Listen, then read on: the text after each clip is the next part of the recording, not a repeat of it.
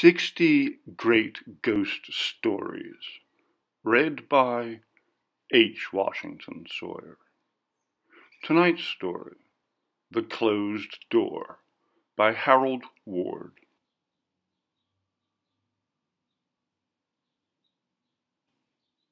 Dying, Obie Marsh cursed his wife, as he had cursed her every day of their wedded life. "You poisoned me," he gasped, writhing in agony.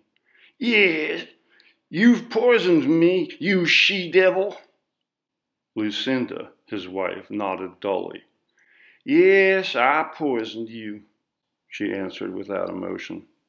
"You were going to die anyway. The doctor said so. It's just a matter of time. Maybe years, maybe months. And I can't stand this fighting any longer. 15 years of it. 15 years of hell." "Damn you!" Marsh snarled through his clenched teeth, his bearded face twitching as a spasm of pain shot through his vitals. "We should have never got married," the woman went on quietly. "I never loved you, and you never loved me. 'Twas a case of your folks and my folks sticking in between us and the ones we loved. You've always hated me 'cause of Lizzie Roper, and God knows I wanted to marry Al Sides. Just 'cause they wanted the farms joined, they made us get married, me and you. And now we can't get divorced 'cause the church, and I'm just sick of it all, Obie, sick of it all." "You hellion!" he gasped, his body twitching spasmodically.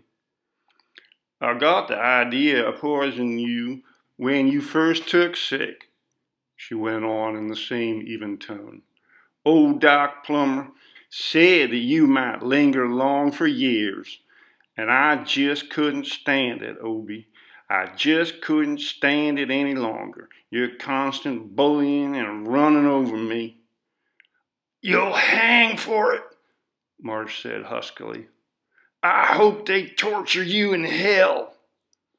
"Probably they will," Lucinda Marsh answered without emotion. "But it's worth it. You'll have a little peace here on earth. It hasn't been any heaven living with you."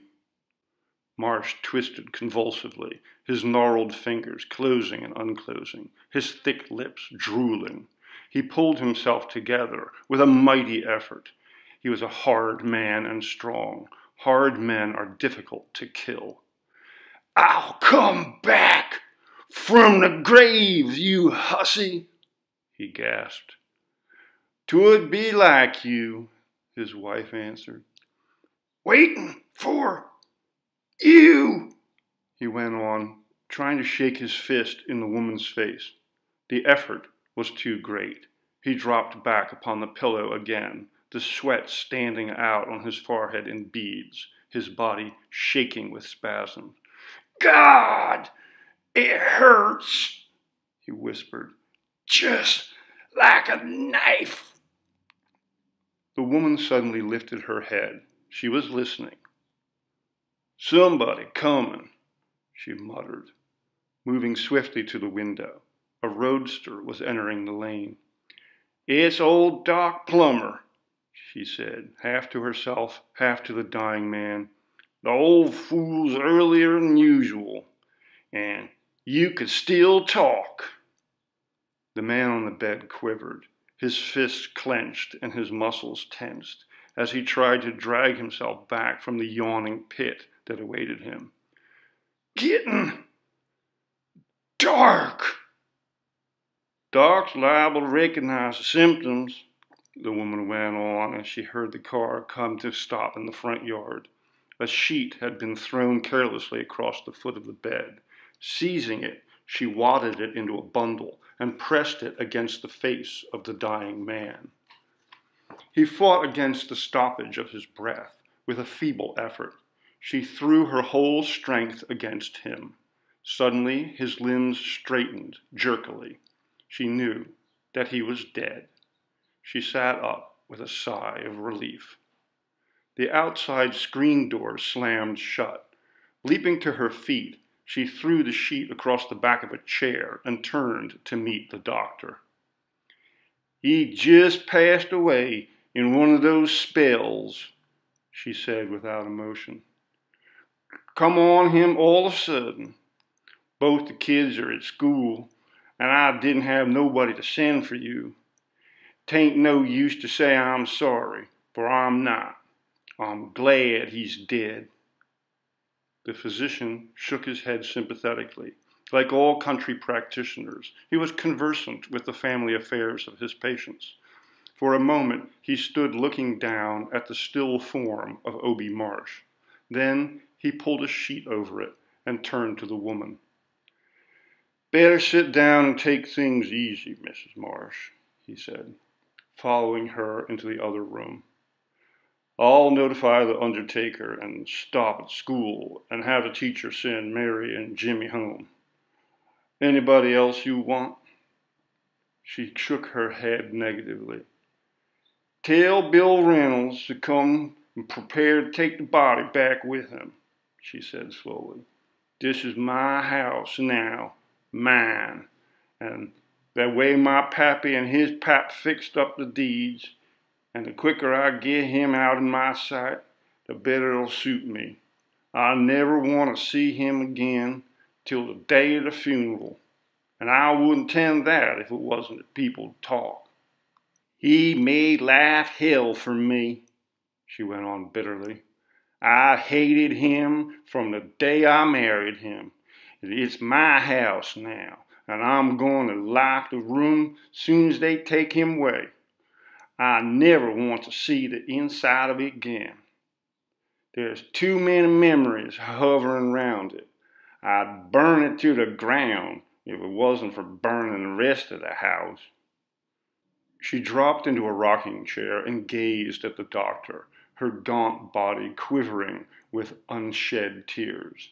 The physician patted her on the shoulder sympathetically. "You're overwrought, Lucinda," he said kindly. "Overwrought and nervous.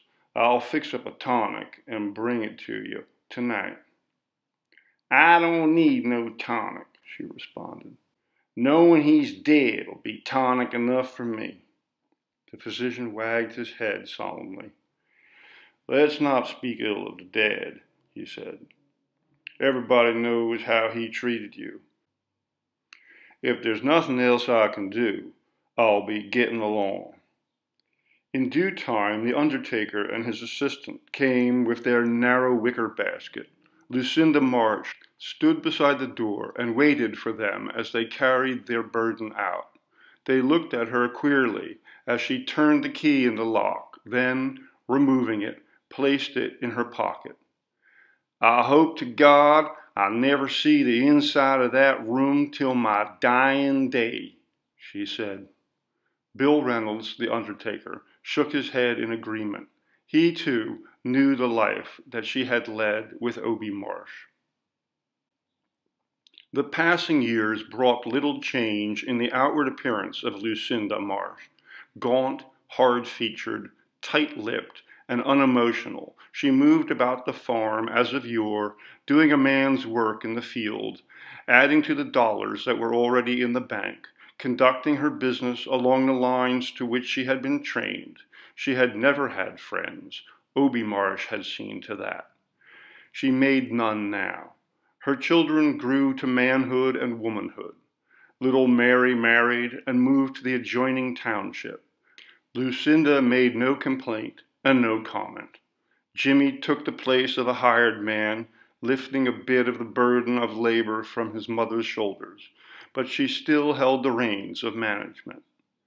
Then he, too, married and brought his wife to the big, gloomy old house at the end of the lane.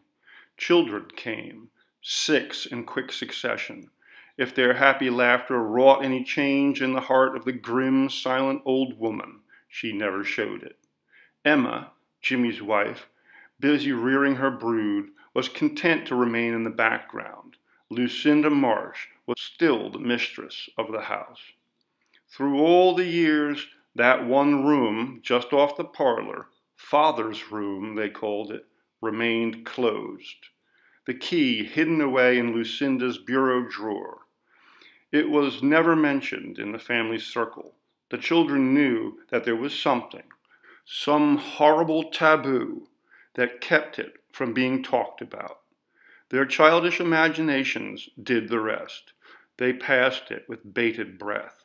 When darkness fell and shadows hovered outside the circle made by the big kerosene lamp on the center table, they always played on the other side of the room, casting furtive glances toward the dark panels behind which lurked they knew not what. Then, with the passing of the years, came the hard times. First, the grasshoppers destroyed the crops. Then came the drought. Prices went up. Wages dropped. Factories closed. Mary was the first to feel the blow. The bank foreclosed on her husband's farm. Then came illness and another baby. Finally, she was forced to come home with her sick husband and her little brood. Lucinda Marsh, as unemotional as ever, made room for them. Jimmy's wife's brother lost his place in the city, destitute. He appealed to his sister. She told her troubles to Lucinda Marsh. 4 more won't make no difference at the table, the old woman said grimly. Write and tell them we'll make room for them, somehow. Goodness knows, though, where we'll sleep them. They were sitting at the supper table when this conversation took place. It was Mary who, with a quick glance at her brother, ventured to speak that which was in all of their minds. Father's room, she said timidly. Couldn't we open that up and air it before they come and let them sleep in there? For a moment, there was an awed silence. Lucinda Marsh turned her sunken eyes on her daughter and then glanced at the faces of the others. I vowed I'd never set foot in that room till my dying day, she said finally. But they wouldn't be you, Mother, Mary argued. And we're cramped for room right now. Where else can we sleep 'em? Lucinda Marsh quietly laid down her knife and fork, her thin lips set in a straight, grim line. If anybody sleeps in that room, 'twill be me, she said finally. I lived with your father for 15 years, hating him every day more and more, and he hated me worse than I hated him, if such a thing be possible. The room's filled with our hatred. It's locked up in there, smoldering and ready to be fanned into flame again. But, Mother, Lucinda Marsh straightened her bent old shoulders with a gesture of finality. I'll move into it, she said grimly. I wish that I hadn't mentioned it, Mary said regretfully. I knew that there was some sort of sentiment attached to it, but the old woman cut her off. Sentiment? Hate, you mean, she snapped. But maybe it's for the best. I'm an old woman, way past 70. I'm about due to die anyway. She stopped, her aged eyes taking on a faraway look. Maybe it's foreordained, she said, half to herself. He said that he'd be waiting for me. Maybe he is. Who knows? She rose from the table and took a step toward the door. I'll open it up in the morning and let it air out, she said. She moved up the stairway to the upper floor, her lips straight and tight. For a long time, Lucinda Marsh sat in the straight-backed chair beside her bed, her weary eyes gazing into vacancy while the panorama of the years unfolded itself. To her had come a great urge, a desire which she had kept in leash for close to half a century, the longing that comes to all murderers, a yearning to visit the scene of her crime. 1,000 times before, the same desire had swept over her, and she had always fought it off. Now, however, with the fulfillment of her wish only a few hours away, there had come to her a seeming need for haste.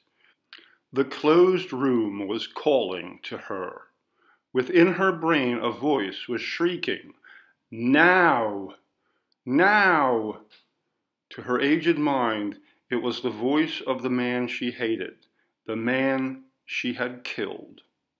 Getting up, she went to the bureau and, opening the drawer, found the key where she had hidden it so many years before. She held it in her gnarled fingers, fondling it, crooning over it. Her room was at the head of the stairs. One by one, she heard the members of the household go to their rooms. Finally, the gloomy old house was filled with an indescribable quietness.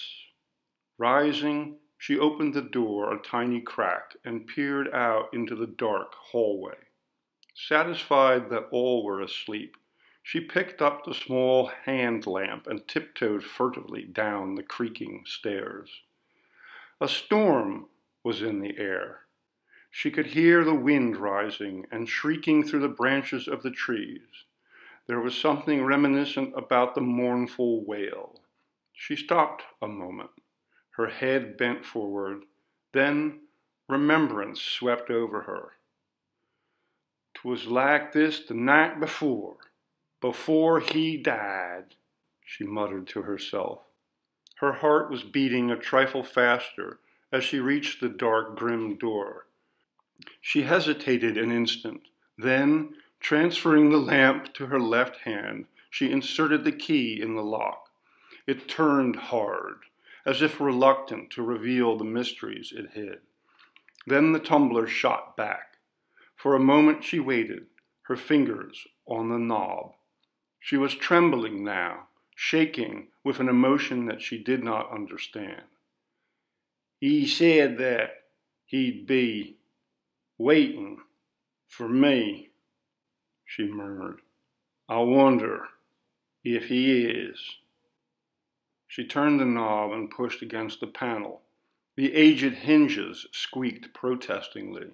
Then the door swung open. A wave of malignancy and hatred surged over her. She stepped inside, her lips closed in a tight, grim line. Just inside the door, she waited, the lamp held high above her head, her eyes taking in every detail. There was the bed, unmade, where he had died. The thought came to her that Bill Reynolds, the undertaker, the last person to step foot in that room, was gone too. At the head of the bed was a little stand. On top of it was the glass in which she had administered the poison. Beside it was a bottle of medicine, half empty. The label, covered with old Doc Plummer's crabbed hieroglyphics, was yellow and faded. Doc Plummer.